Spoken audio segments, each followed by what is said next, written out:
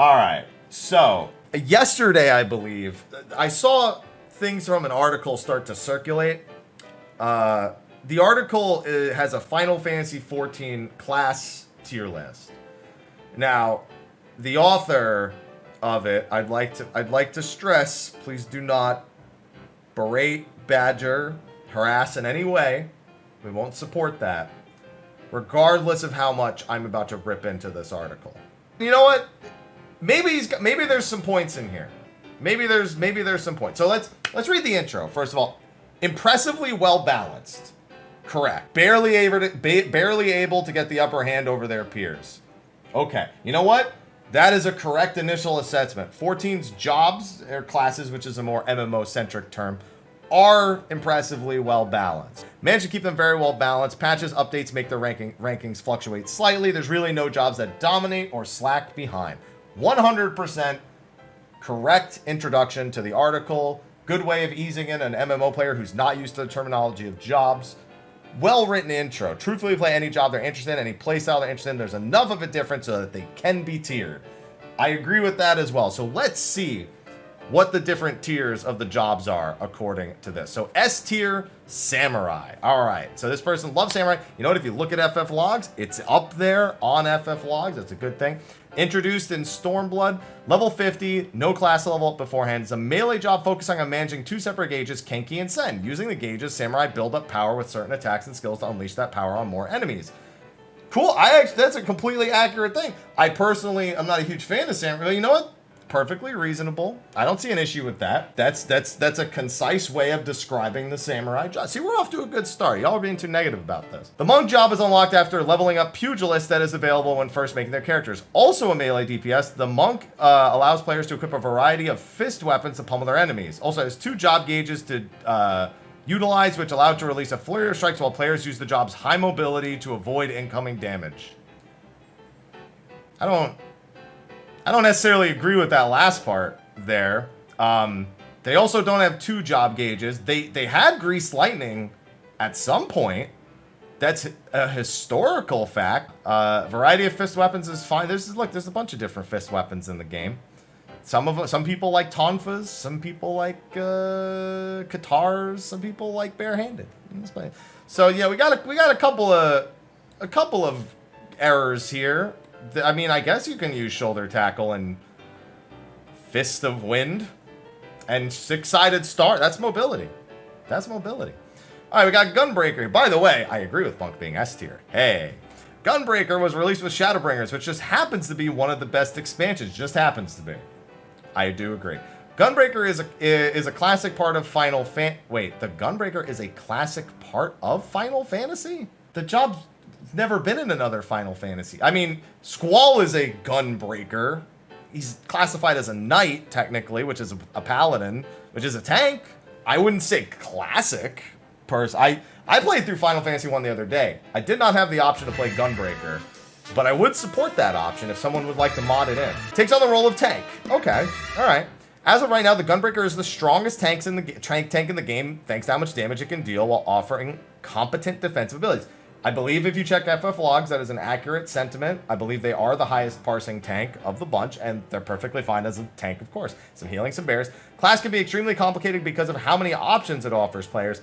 I wouldn't say it's because it offers too many options. It's because people want to be Unga Bunga DPS and they forget to press Nebula. So, but yeah, I mean, still kind of. The only error here is it's not really a classic part of Final Fantasy. Astro, going by the numbers, Astro is currently the strongest healer in 14. Yeah, you know, the more I see Astros play and the more I play with Astro, the more I just love Astro. I'm not any good at it, but I love Astro.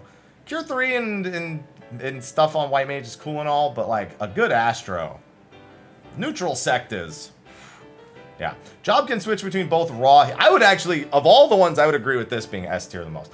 Both raw healing and bears, also buffing its party members up considerably. Class was introduced in Heavensward, so players have to level up a bit to get their hands on it.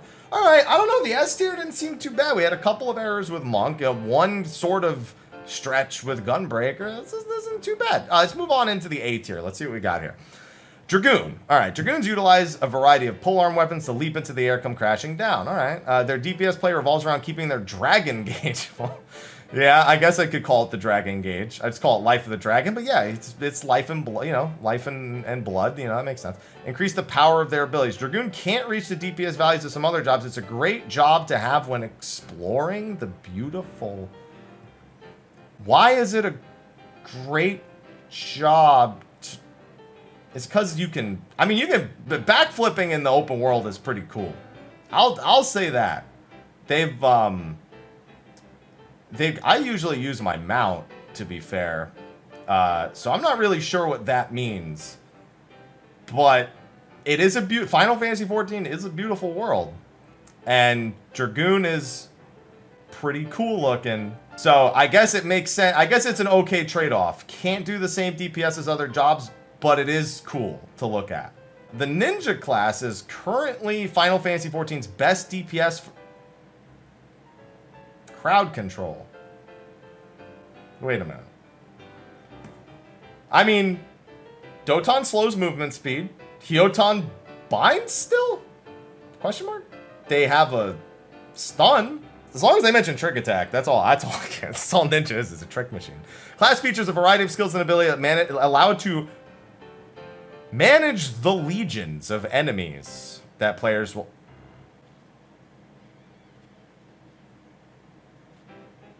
I've done a lot of wall-to-wall pulls. I don't know if I'd ever say legions. There's also no mention of trick attack here. You could have just written trick attack for the whole description, and nobody would have batted an eye. I can't help but wonder, do they think that Smokescreen and Shadewalker are in the game still? I mean, Ninja's still Ninja A tier. I'd say that's pretty. Honestly, I think Ninja's S tier. I think all the melee are kind of S tier-ish because they're all pretty good right now. I think it's hard to even actually tier these. Paladin, my personal favorite tank, saw a large overhaul in Shadowbringers that made the class as pure of a tank as.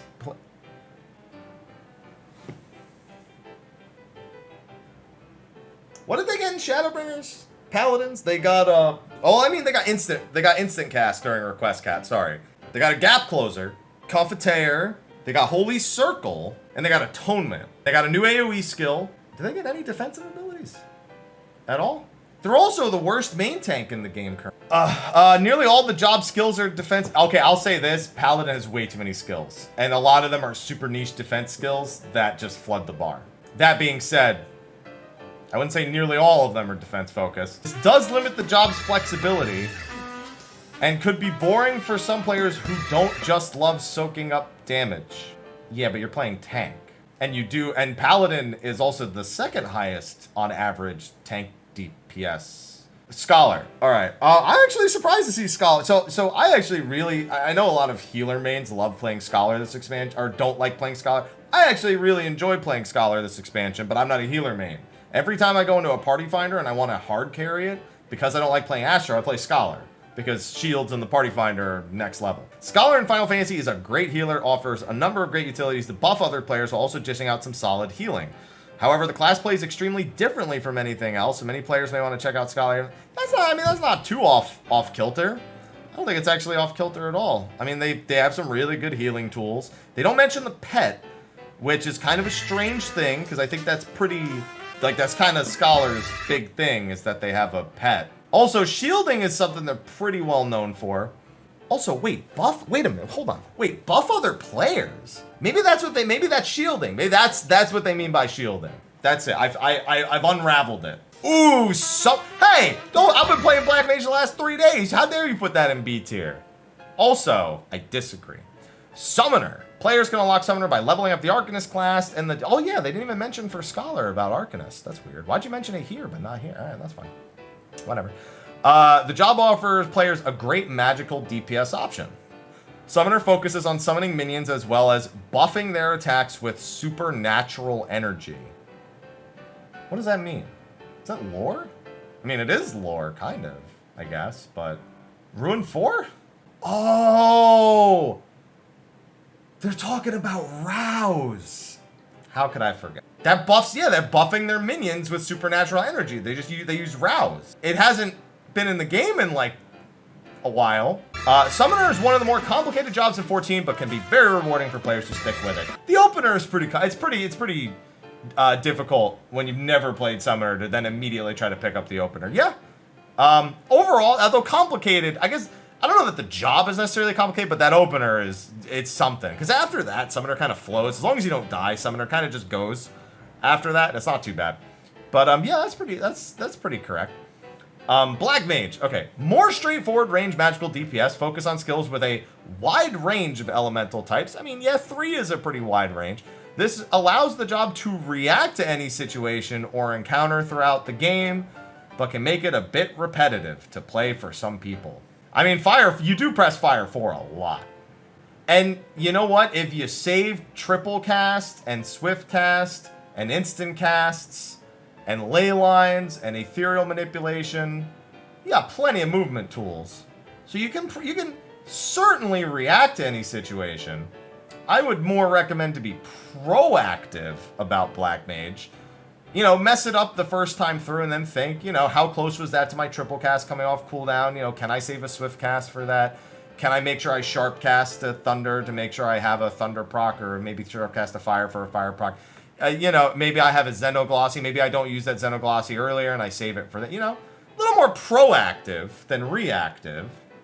But, you know, repetitive, you press Fire 4 a lot. You do press Fire 4 a lot. You know, I can see it. You know, I get it. We got there. All right. Dark Knight can be started by any player after hitting level that's not right. That's incorrect. Scroll back up. We have Astro. This class was introduced in Heavensward, so players have to level up quite a bit before they can get their hands on it. So you know that. It's not unlocked after hitting level 30. The job starts at level 30. You do need to get to Heavensward to unlock it. Wielding one of Final Fantasy XIV's great swords. Why only one of them? Who else is wielding them? Just one of them? Alright, yeah, I guess wielding one of them. Alright. The class focuses on building up red and black blood gauges that dictate which ability the class can use. The job utilizes some damage skills, but is mostly focused on defensive abilities. Hold on, I gotta check something. Hold on. All right, oh look, here we go. Black blood, red blood. See, they're not wrong. You guys just don't know how the job works. See, this is the red blood gauge, and this is the black blood gauge. See, it checks out. It checks out, because look, you use red blood for that, and then you just have to manage black blood. You guys should really learn how the jobs work before you judge an article like this, because it's kind of fucked up. So I would have made mention of TBN personally, because I think TBN is a pretty major aspect of the job. Svea would love to see the start of the C tier. Oh man. All right, Red Mage can be picked up at level 50. It's very well-rounded range DPS. Accurate. Class has a little bit of everything in the game, including damage, healing, and some melee-oriented skills. True. This can make it a lot of fun for players to play, but does leave it not excelling too much at any particular thing. Okay, you lost me at the end there.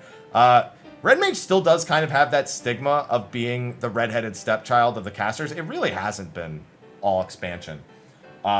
Especially once they got the reprise changes, which really helped their overstated mobility.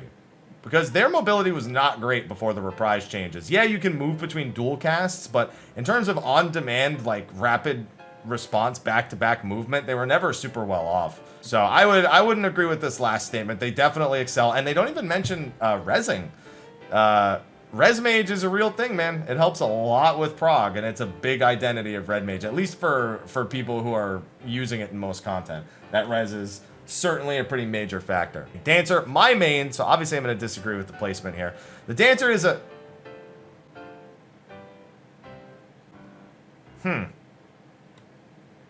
Oh shit, wait a minute. I've seen this description before. That's Lee Sin. That focuses on performing a variety of dances to buff themselves and party members while throwing chakrams to deal damage. Completely accurate on the back end of that. The job is a good DPS for players who want to help their fellow teammates, but it doesn't deal as much damage as many others. However, there have been hints that the class plays somewhat similarly to 14's...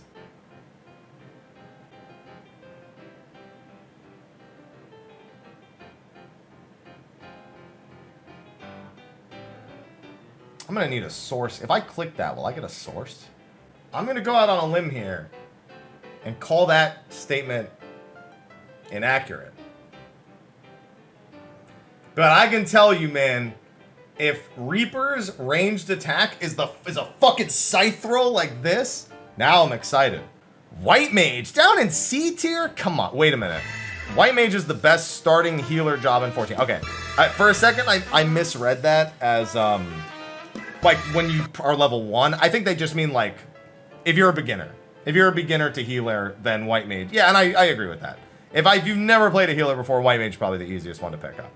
Deals a fair amount of damage and heals. Is the only game's pure healer. That's Yoshi P's words. I think that's fair. He has described the job as pure healer aesthetic before. So I think all of that's completely fair game. This makes the job fairly straightforward, can make it repetitive. Yeah, I mean, honestly, this White Mage description isn't really off base at all. They make mention of the fact it's a more damaging healer. Yoshi P has described it as a pure healer. The job is straightforward. I know a lot of when people think of healer DPS memes, it's like most of the time people who complain about healer will say, you know, glare. Like the glare is the meme, even though all 3 healers technically have like a Malefic glare.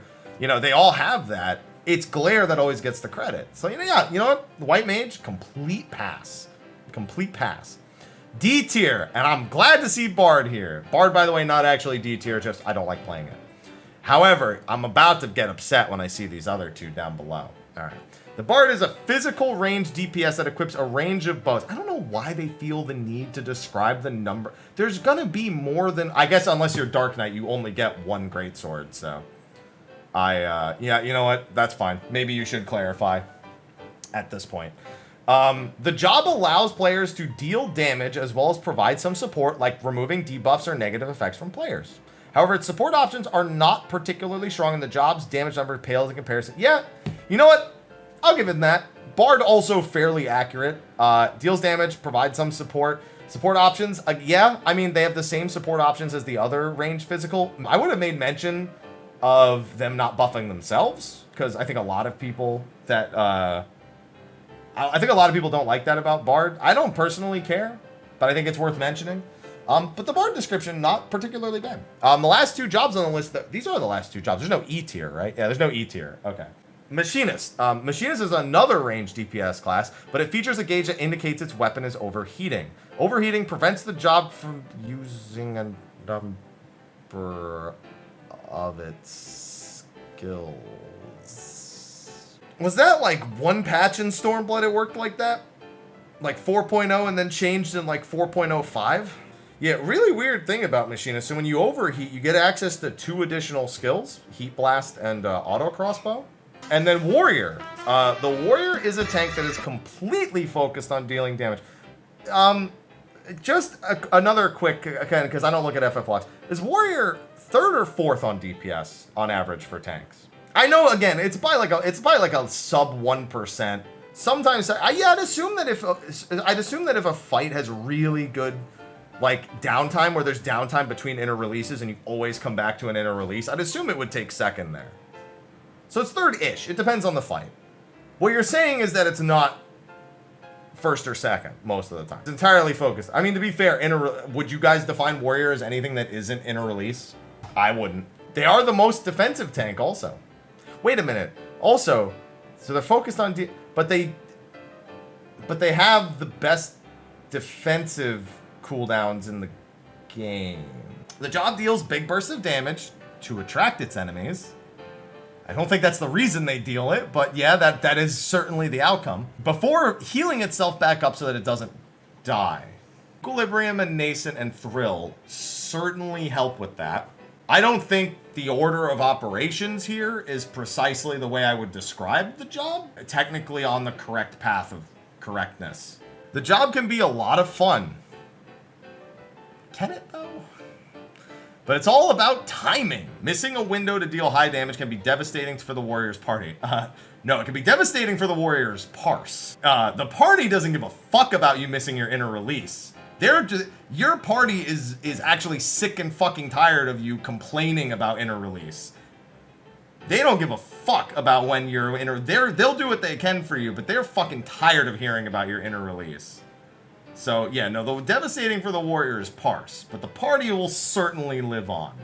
In terms of tier lists, I would probably give this tier list C tier. I'm going to tier list this tier list. It has some pretty okay points near the top. I'd say it accurately describes a few jobs. Samurai, it's a little off base with Monk. It's pretty on base with Gunbreaker. I disagree with some of the wording. Astro is pretty accurate. Dragoon, listen, outside of saying it's a great job to explore, and you know what it is? It is a great job to explore the world. I don't know how that ties into their DPS values, but, you know, that's, yeah, whatever. That's fine. Ninja that fell apart real quick with Ninja. Paladin, Scholar, you know what? Scholar's mostly true. They just didn't mention pets or shields, which are only the two biggest identity pieces of that job. A Summoner, you know, Rouse was in the game at some point. Black Mage, more proactive than reactive, but they do got plenty of tools. Dark Knight, unlocked at the wrong level, and you know what? We unraveled the truth behind this, and this is technically not incorrect. Just not how I would word it. Okay. Red Mage, doesn't mention the res, but otherwise, yeah, and also this, I think, is kind of, I think some people do genuinely still feel this way about it, not excelling too much. Again, Red Mage, really, really good, this expansion. Not in any way the lesser of three evils when it comes to casters in any way. Especially, I would put it same tier as Summon. I mean, honestly, I would put all three of them in the same tier. They're all so close to each other now. Dancer,